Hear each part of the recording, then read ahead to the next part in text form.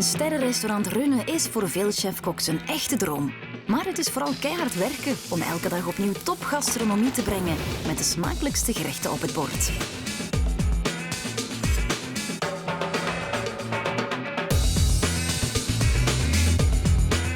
In deze reeks brengen we een eigenzinnige mix van 8 sterrenrestaurants waarin de chef telkens zijn signatuurmenu presenteert. Met andere woorden, schuif lekker aan en proef mee van de heerlijkste gerechten. Welkom bij De Sterrenkaart. Vandaag zijn we in Hartje Brussel te gast in de Sea Grill. Het restaurant ligt verscholen in de buik van het Radisson Blu Hotel. Chef Yves Matagne runt hier met de Sea Grill een van de beste restaurants van België. Zeker als je van vis en schaaldieren houdt. Met zijn rijk geschakeerd oeuvre kent Yves Matagne in ons land nauwelijks concurrentie. Wie hier ooit homard à la presse at, vergeet die gastronomische ervaring nooit meer. Je m'appelle Yves Matagne, je suis chef depuis 25 ans au Sea Grill. Alors au Sea Grill, il y a un petit concept depuis le début, c'est produits de la mer. Donc évidemment, il y a les produits de la terre, mais je n'ai que 2 viandes à ma carte. On est vraiment basé sur les produits de la mer. Ça, c'est le thème du restaurant. Alors on a 2 étoiles au Michelin, on a 19 au Gomio. Les 2 étoiles, on a depuis 20 ans, et Gomio, depuis longtemps, on a 19. Donc ça, c'est vraiment un travail de l'équipe entière qui est arrivé à ce résultat-là. Je suis autodidacte, donc je n'ai pas fait l'école hôtelière.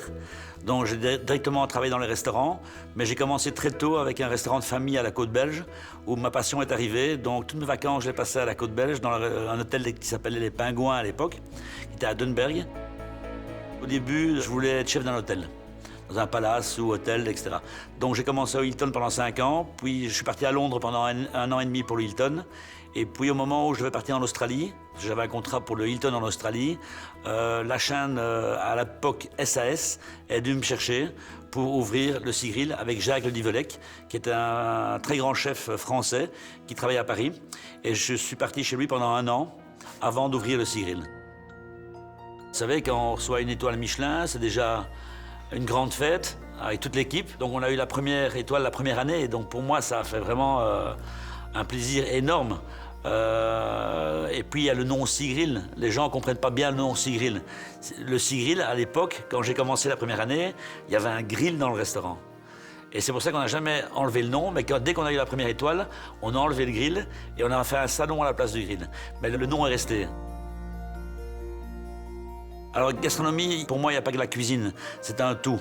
Un restaurant gastronomique, d'abord, c'est l'accueil, c'est le service, la cuisine et l'atmosphère et l'ambiance qu'on peut apporter aux clients. Donc, je crois que la gastronomie, c'est un tout.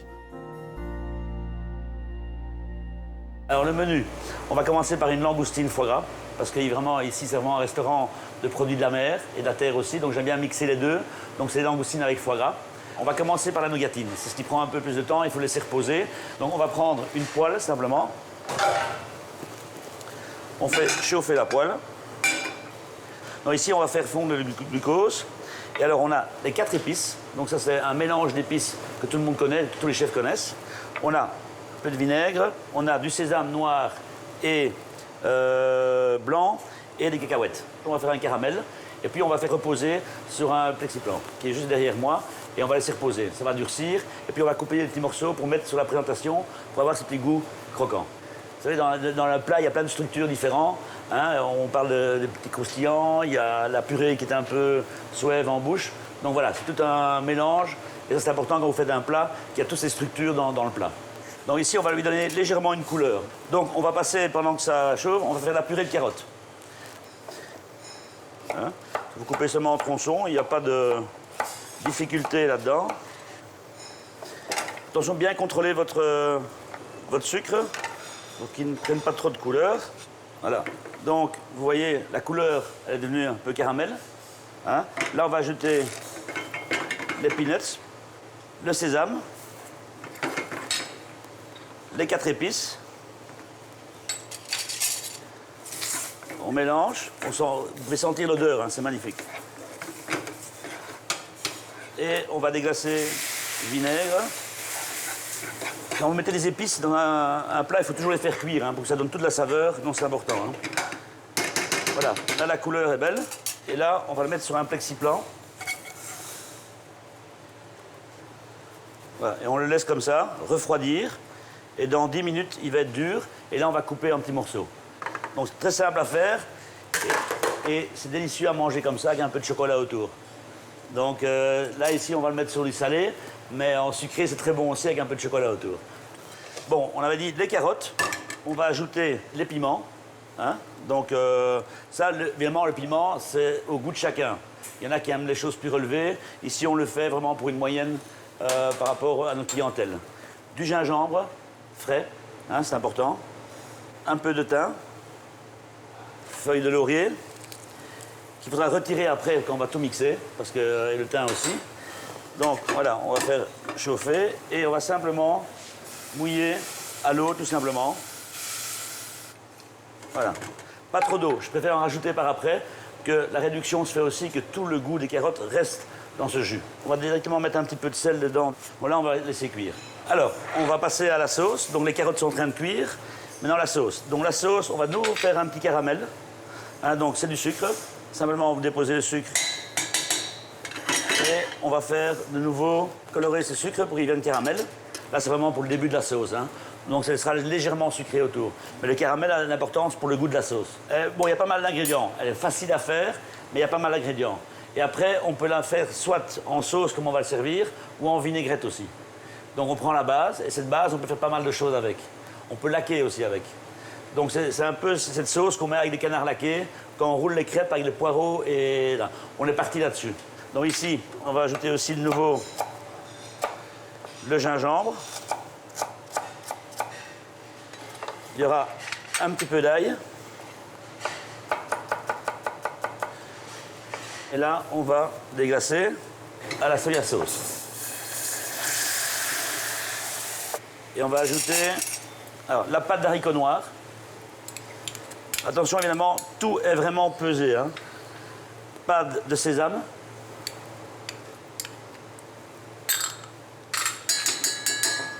Sauce huître.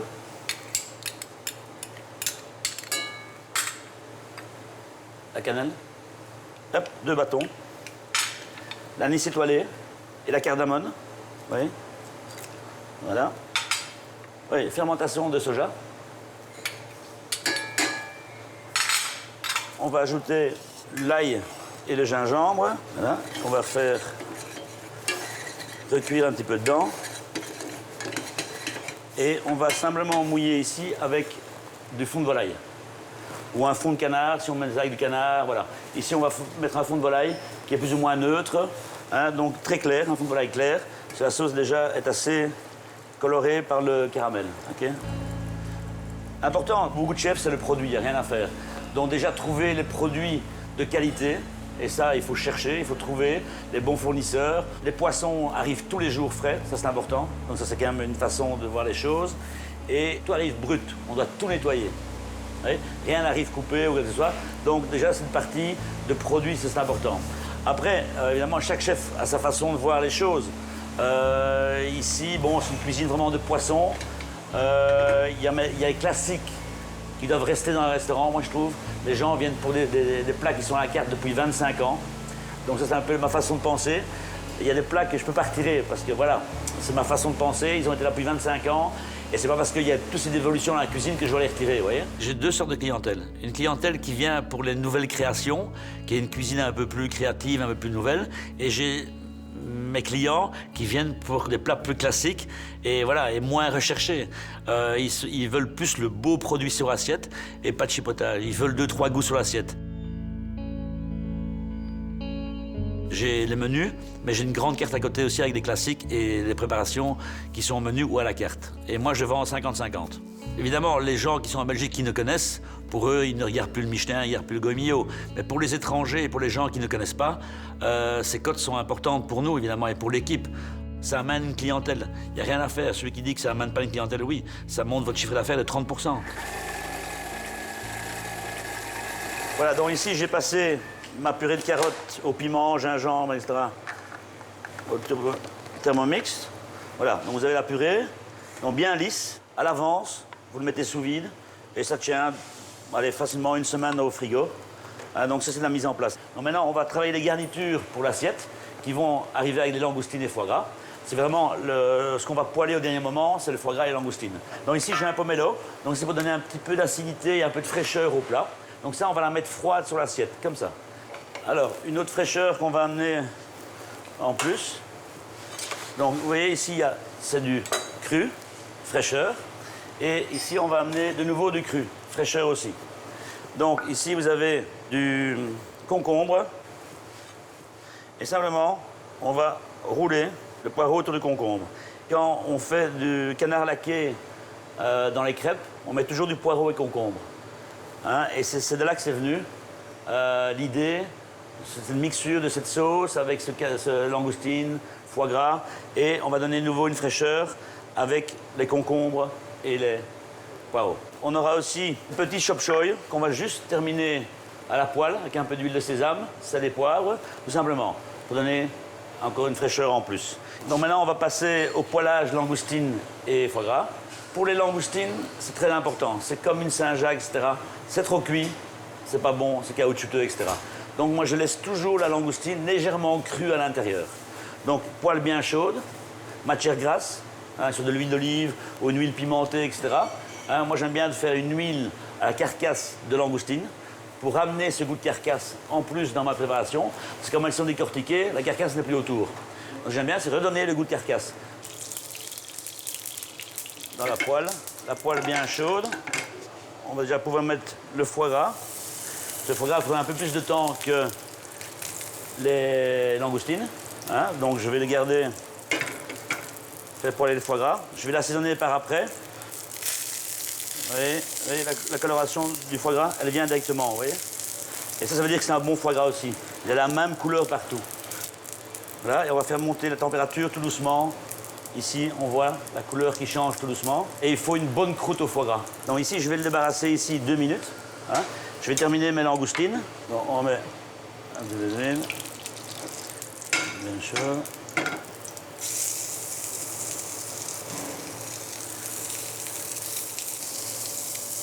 Dans les langoustines, ça va très vite, hein, aussi. Hein. Donc vous voyez, on a la coloration. On retourne. Voilà. Et on fait la même coloration de l'autre côté. Et on arrête. Je veux que ce soit cru au milieu. Donc là, je vais arrêter la cuisson. Je vais remettre mon foie gras 2 minutes dedans. Voilà. Et même s'il y a un peu de graisse de foie gras, c'est bon que la graisse de foie gras donne sur les langoustines. C'est un ensemble, voilà. Donc ici, je vais tirer les langoustines. Alors, au foie gras, je vais remettre un coup de moulin de poivre dessus. Et du sel. Donc maintenant, on va dresser l'assiette. La purée de carottes.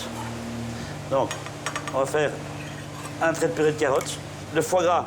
Et là, par-dessus, on va mettre un petit peu de fleur de sel. Voilà, un petit peu de fleur de sel. Et on va déposer le foie gras, comme ceci, sur l'assiette. Les langoustines, vous avez dit. La cuisson, hein, qui est importante. Donc là, on va en mettre 2 pour ici. Évidemment, comme j'avais dit, j'allais amener du croquant. Donc ici, on a fait de la peau de canard laqué. Donc on a reconstitué une peau de canard laqué. Et vous avez ce goût de canard qui vient avec le foie gras.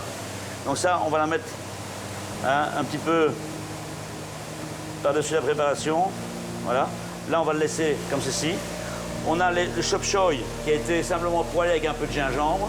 Qu'on va mettre pour avoir du volume de nouveau dans l'assiette de la fraîcheur.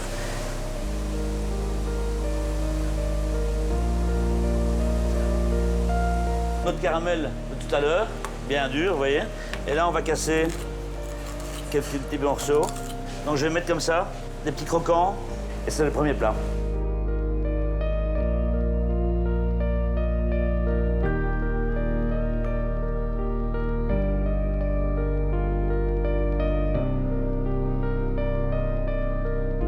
On est là depuis 25 ans et le plus dur, c'est toujours garder la qualité, toujours la même motivation.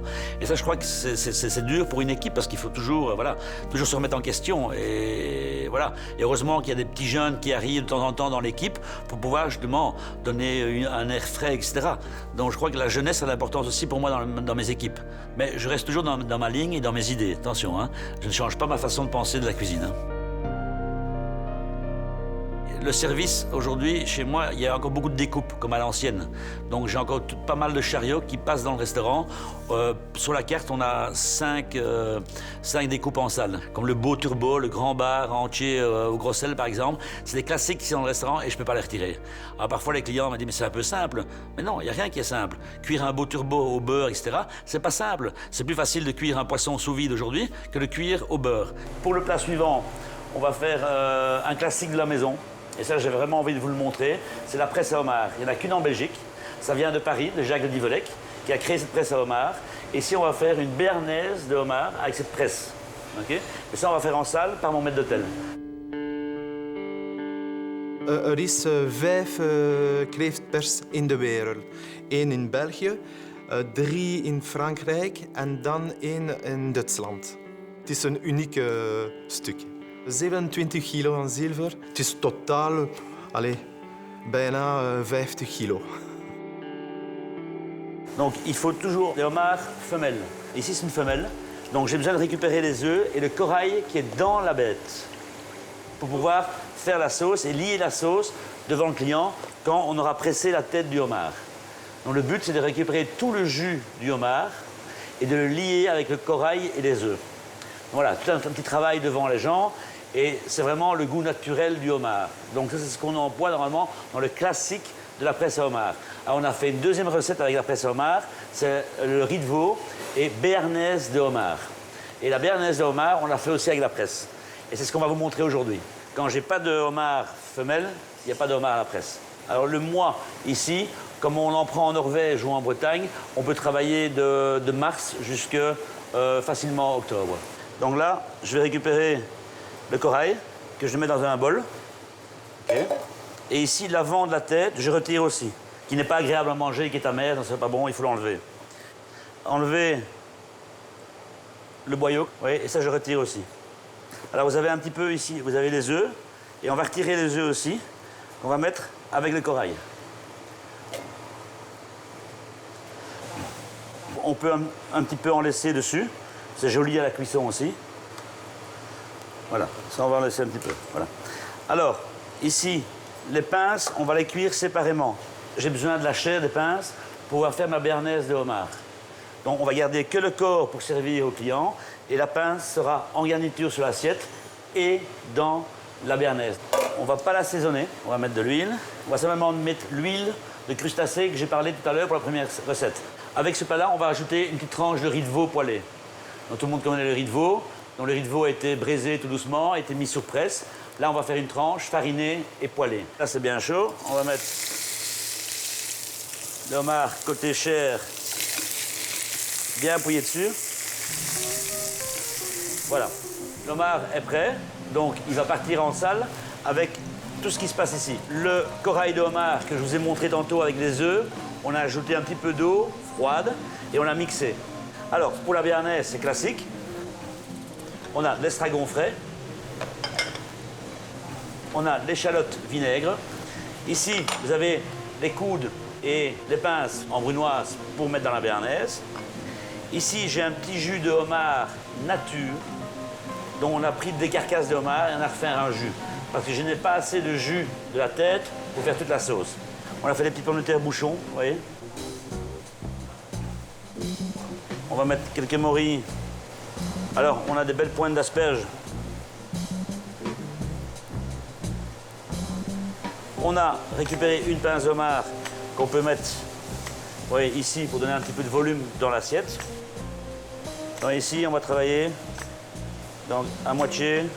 Alors, on peut déplacer ça là. Donc voilà. Donc ici, je vais déposer le riz de veau. Voilà.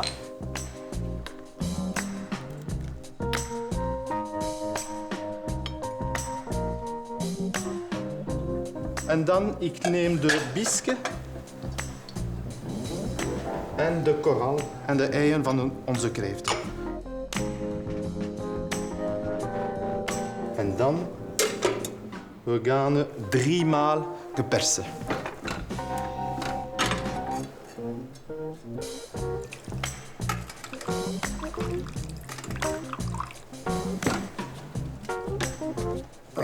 We hebben onze Belgische jus. Dan we nemen onze shallotjes.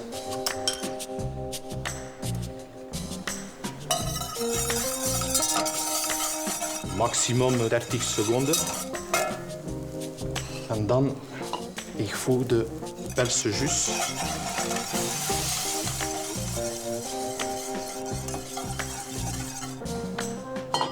En voor de moment, kijk, is ze groen, hè?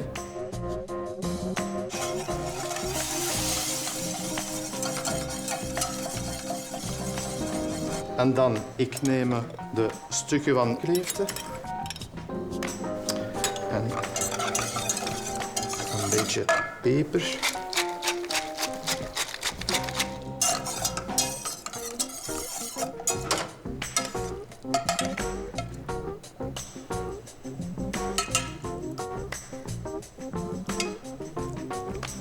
En dan, ik voeg de nature mousseline in espuma.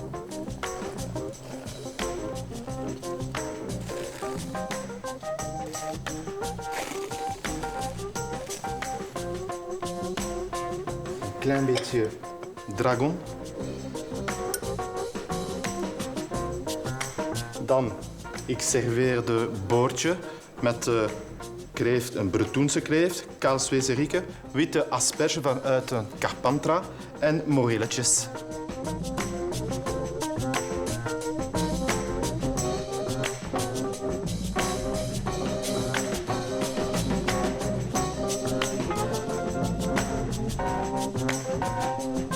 Je parle souvent avec mon directeur qui est sommelier en même temps. Et là, sur les menus, on essaye de toujours avoir du vin rouge aussi dans le menu parce que tout le monde n'aime pas le vin blanc. Donc on essaye toujours d'adapter des vins rouges avec nos plats. Normaal vis, witte wijn en vlees, rode wijn. Maar ik denk, voor mij is het belangrijk de garnituur en de saus. En dan, wanneer u serveert een tarbot met een rode wijnsaus en girollen of paddenstoelen, een goede rode wijn, waarom niet? Mijn wijnkaart is maximum tussen 550 tot 600 soorten wijnen. En ik denk ook is een cosmopolite wijnkaart, omdat er is Franse wijnen, tuurlijk, maar ook wereldwijnen. Alors après ce menu, évidemment, le dessert, c'est super important. C'est toujours le dernier plat du menu et les gens s'en souviennent souvent. Donc pour bien terminer un beau menu, il faut un beau dessert. Donc aujourd'hui, les desserts sont moins sucrés qu'avant. On met un peu d'acidité, donc c'est ce qu'on va faire ici, vous allez voir. Donc ici, on va faire des fraises, avec des fraises framboises et des fraises blanches. On va faire un petit jus hibiscus. On va prendre les fraises qui sont abîmées. On va pas prendre les belles fraises qu'on va présenter, on va prendre celles qui sont abîmées pour le jus. On va mettre simplement du sucre dedans, pour faire un genre de petit sirop, et l'eau, tout simplement. Et ça, on va faire cuire. Dès que le sucre est fondu, on va ajouter les fleurs d'hibiscus et faire infuser tout doucement. Et puis on va passer au chinois fin et puis le mettre au frigo, très très froid. Voilà. Dès qu'on arrive à l'ébullition, on diminue, petit frémissement, et on va mettre les fleurs d'hibiscus dedans pour infuser. Voilà, donc on le met dedans. Donc vous faites une grosse quantité, vous mettez au frigo et voilà, on a mis en place pour une semaine à l'aise. On va travailler toutes les garnitures sur le feuilleté. Les petites fraises blanches, ça on va les déposer. J'aime bien un dessert, mais je suis très salé. Moi j'ai mon chef pâtissier et c'est avec lui qu'on crée toutes les recettes. Hein. On fait un croquis, on fait un dessin. Et puis alors là, on fait plusieurs tests. Parfois ça réussit très vite. Parfois, il faut très longtemps avant que la recette vienne. C'est comme ça. Il y a des jours où ça va comme ça, et il y a des jours où ça met très longtemps. Maintenant, tous les desserts se font sur l'assiette pratiquement. Hein. Donc c'est vrai que toute cette mentalité a changé un petit peu, et les desserts ont beaucoup évolué, et ça se travaille comme une assiette en cuisine, comme du salé, vous voyez. Ici, j'ai un gel de fraises, hein, avec un petit peu de kombawa, donc légèrement acidulé, et ici, j'ai un yogourt aux fraises. Yogourt fraise.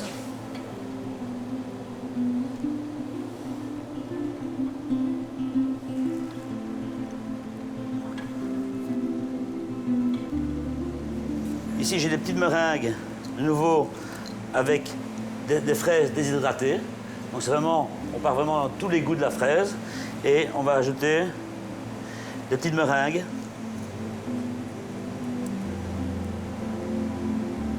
Avec ça, chocolat blanc à la fraise, avec du Rice Krispies. Pas trop, il faut vraiment que ce soit un équilibre. Il ne faut pas en mettre non plus pour dire qu'il faut en mettre. Alors ici, des fleurs de pamplemousse, c'est légèrement sucré. On va ajouter le honeycress. On a mis le jus d'hibiscus au frigo, bien froid. Et alors, on a fait un granité avec le jus d'hibiscus et un peu d'alcool de menthe. Ici, j'ai une assiette et j'ai mis un bol bien frais au congélateur. Il faut vraiment que ce soit glacé, glacé, glacé. Vous voyez, le granité. Donc ici, je mets ça dans mon bol. Ajouter ceci par-dessus. Et alors, pour amener encore un peu plus de fraîcheur, je mets un peu de zeste de kombawa. Donc, c'est un citron asiatique. Et je mets un petit peu de zeste sur les granités. Et rien que le parfum, déjà, c'est magnifique. Et là, on va verser donc le sirop d'hibiscus par-dessus les granités. Le dessert est terminé, donc je vous souhaite un très bon appétit.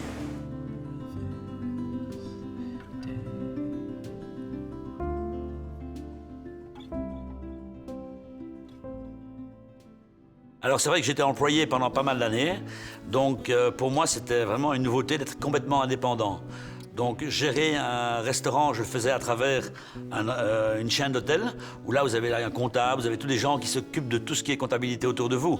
Ici j'ai dû m'entourer aussi par des gens qui s'occupent de ma comptabilité, qui s'occupent de tout le travail que j'avais l'habitude que les autres fassent pour moi quand j'étais dans un hôtel. Donc aujourd'hui, je gère pratiquement de la même façon. Simplement, c'est moi qui décide des budgets, c'est moi qui décide des investissements.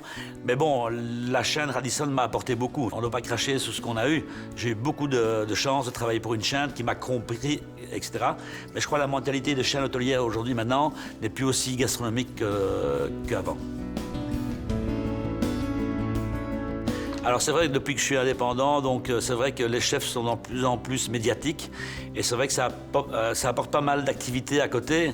Donc c'est vrai qu'on a le Sea Grill qui est la maison mère, on a une école de cuisine et notre traiteur à Touré Taxi, donc où on fait pas mal de volume en traiteur. On a une brasserie, le Yumi, qui se trouve avenue de Tervuren, qui est ouverte depuis maintenant 3 ans. Une brasserie qui se trouve à Liège. Et puis on a pas mal d'activités dans le monde où on fait de la consultance pour d'autres restaurants. On a ouvert 2 restaurants en Chine, on est à Bangkok. Donc tout ça, j'ai des équipes un peu partout qui travaillent dans le monde entier. Donc moi, je fais vraiment la partie créative avec mes chefs. Et tout ce qui est autour, bon, j'ai des directeurs, des gens qui gèrent mes sociétés. Oui.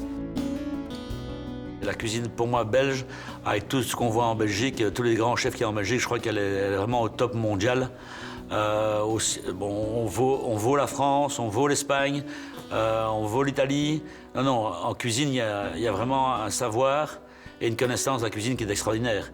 Et en plus, le Belge, parce que là, on parle des chefs ou de la cuisine, mais je crois que le Belge a une connaissance et aime manger, aime s'amuser, aime d'être à table. Quand on demande aux Français quels sont vos meilleurs clients, ils disent chaque fois les Belges. Les Belges ne comptent pas, ils aiment dépenser, ils aiment vivre, ils aiment passer un moment à table, boire des bons vins. Donc voilà, et ça pour nous, c'est extraordinaire. On a une clientèle extraordinaire.